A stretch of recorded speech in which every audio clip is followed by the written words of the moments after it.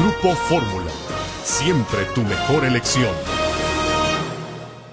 Del impuesto al valor agregado del 16 al 12%, entre otros temas. Y tenemos en la línea telefónica a Francisco Macías Valadez. Él es el presidente del Instituto Mexicano de Contadores Públicos. Francisco, ¿cómo estás? Muy buenas noches. Te saluda Marco Antonio Mares. Gracias por tomar la llamada. Gracias, Marco Antonio. Gusto en saludarte.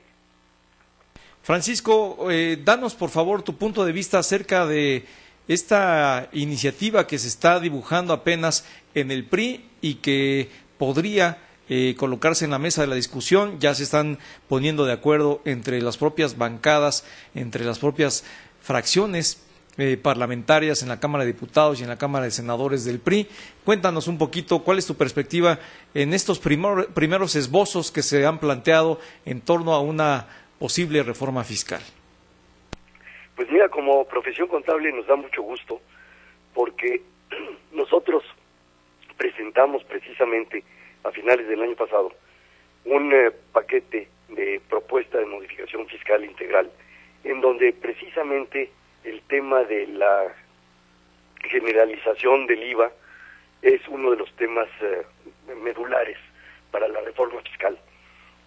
Y eso es debido a que no nada más es bajar el impuesto del 16 al 12, sino que esto también tiene como requisito el que se elimine la tasa cero y las exenciones, para que con este procedimiento todos los artículos y prestaciones de servicio estén gravadas por el impuesto al valor agregado. Que hay que decirlo ahí, sinceramente, te saluda José. Yo sé cómo estás, Francisco. Hay que decirlo en cuanto al IVA, el impuesto al valor agregado. Bueno, el IVA, o como se llama en otros países, pero en muchos sí se llama IVA, bueno, pues ha sido la solución. Lo vemos en Europa, ha sido la solución. Es una forma además de gravar de manera más rápida. Y entonces, bueno, esta parte de redistribución del ingreso la haces vía gasto, con subsidios directos, con gasto social más fuerte, en fin, lo haces de otra manera, en un esquema más fácil, pero bueno, hay que ver el caso internacional y así está haciendo.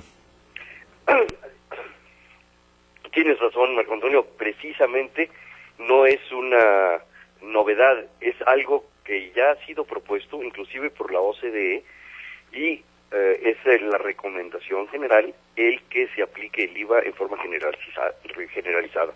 Esto también viene a apoyar, a tratar de invitar a la economía informal a que se pase a la formal, porque si tú tienes un IVA más reducido, entonces vas provocando el pedir la documentación, pedir la factura, y si tú pides la factura, estás obligando también al consumidor a que también pida la factura, y esto te va dando un círculo virtuoso, cuando todos están grabados y no hay tasa cero. Cuando hay exenciones y tasa cero, entonces empiezan devoluciones y empiezan los agujeros a los que hacían referencia, en donde no está grabada la generalidad, y entonces no pides factura y entonces se hace al revés, un círculo perverso. Francisco, tengo entendido que el Instituto Mexicano de Contadores Públicos de entrada apoyaría una iniciativa para la reducción del IVA del 16 al 12%, pero por lo que nos decías hace un momento tendría que venir acompañado de otras medidas. ¿Cuáles son las más importantes que tú nombrarías, que tú destacarías para que esta iniciativa tenga un formato mucho más completo, mucho más integral? Sí, mira, al estar grabando alimentos y medicinas en forma específica, habría que determinar qué alimentos, que serían los procesados, habría que determinar una canasta básica, y en el caso de medicinas también. Entonces, esto iría a que por las que no se paga el día de hoy, sí pagarías. El efecto económico en la recaudación no se disminuiría, porque aun cuando la tasa fuera menor, el número de contribuyentes a los cuales estarían pagando el IVA serían superiores. Oye, Juan, ¿y ustedes como contadores públicos qué es lo que harían entonces? Porque bueno, uno utiliza mucho al contador desde luego por esta complicación que hay para pagar impuestos, pero si estos se llegaran a simplificar más, ¿qué harían ustedes? Bueno, precisamente estamos promoviendo una reforma que beneficie al país, no que beneficie a determinados contribuyentes. Bueno, eso está bien para el discurso, pero ya dinos la verdad. Eso. Oye, Francisco, y bueno, en cuanto a el efecto que tendría para los contribuyentes, el tema de la simplificación fiscal, ¿qué impacto tendría en la manera en que actualmente pagamos los mexicanos los impuestos con una generalización del IVA? ¿Qué impacto se registraría desde tu punto de vista como contador? Mira, todo depende en dónde estés clasificado dentro de la economía. La economía formal, que es la que está pagando, esa es la que tendría un beneficio porque su tasa efectiva vería reducida. Pero aquellas empresas que el día de hoy no pagan, y que por un lado las que tienen tasa cero están obteniendo devoluciones y las que están exentas no están pagando el impuesto, dependiendo en dónde te encuentres de la economía, va a tener un efecto diferente. Pero lo bueno para el país es de que al estar todos grabados es general, y entonces eso va provocando que todos paguen impuestos y que vayas invitando a la economía informal a pasar a la formal. Bueno, y supongamos ahí que realmente se logra esta homologación del IVA, ustedes como contadores públicos, ¿qué preferirían, ISR o YETU? Bueno, es que el impuesto sobre la renta es un impuesto a las ganancias. El YETU cambió su característica y el día de hoy no es un impuesto a las ganancias. Y es una complicación el estar teniendo dos impuestos con dos bases diferentes, porque uno es en base a crédito y otro es en base a flujo de efectivo, que verdaderamente hace muy complicada la determinación y pago del impuesto. Debe de ser uno solo. Eso simplificaría los cálculos y tendrías una seguridad económica desde que el punto de vista que los que estén pagando el impuesto estén pagando sobre las ganancias, sobre la utilidad, un solo impuesto. En cuanto al impuesto sobre la renta, ¿cuál es el camino que tendríamos que seguir para ser más competitivos, para que en México tengamos mayores posibilidades de generación de empleos, que haya una mayor capacidad de un mayor margen de maniobra de los negocios? Mira, son dos características especiales. Una es disminuir la tasa para que sea competitiva, y esta propuesta de que sea el 25, 24 sería benéfica.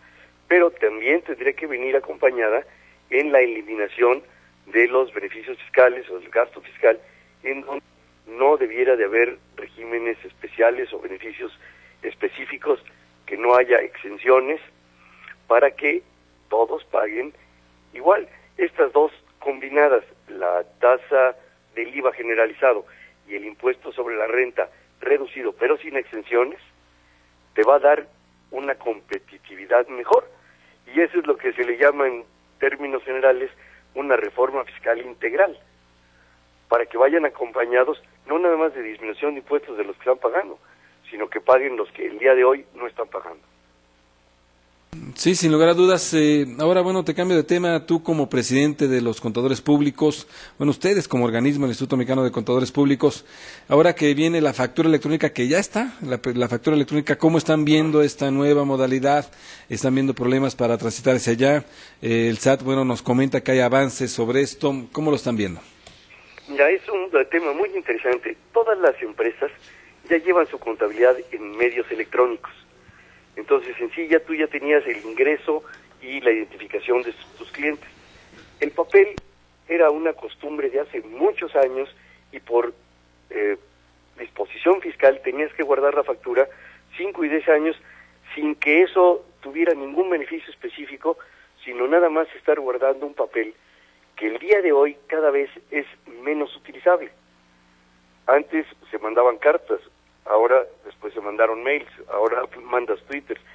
La tecnología va avanzando cada vez más, pero desde el punto de vista comercial, ya el papel pasó a la historia.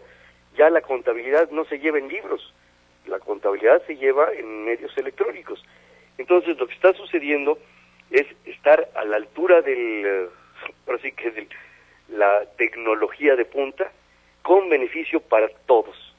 Para el SAT, porque va a poder identificar contribuyente, comprador y vendedor, Pero por otro lado, también las empresas se van a beneficiar porque evidentemente el control de documentación electrónica es mucho más barato que el papel per se.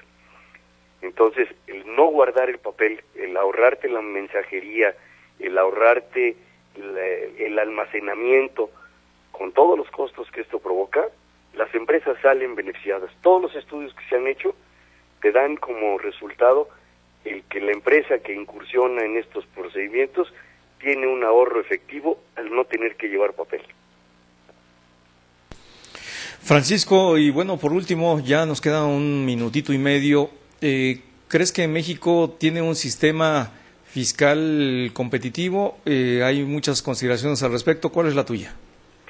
Mira, efectivamente, si hay una reforma fiscal integral en donde vayamos todos de la mano buscando consensos desde el punto de vista técnico y económico, vamos a salir todos beneficiados. A mí me da mucho gusto que haya esta iniciativa porque había sido renuente todos porque nadie quería tener el costo político. Ahora que hay una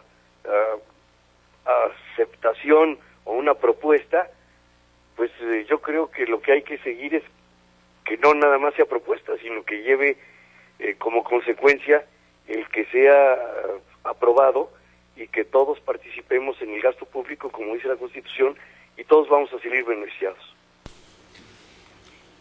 Así es, pues de verdad muchas gracias al presidente del Instituto Mexicano de Contadores Públicos. Muchas gracias por la entrevista. Gracias, Francisco. Francisco. Marco Antonio, muchísimas gracias, muy amable por darme la oportunidad de platicar con ustedes. Gracias. Gracias. Vamos al corte, regresamos con Grupo Fórmula, siempre tu mejor elección.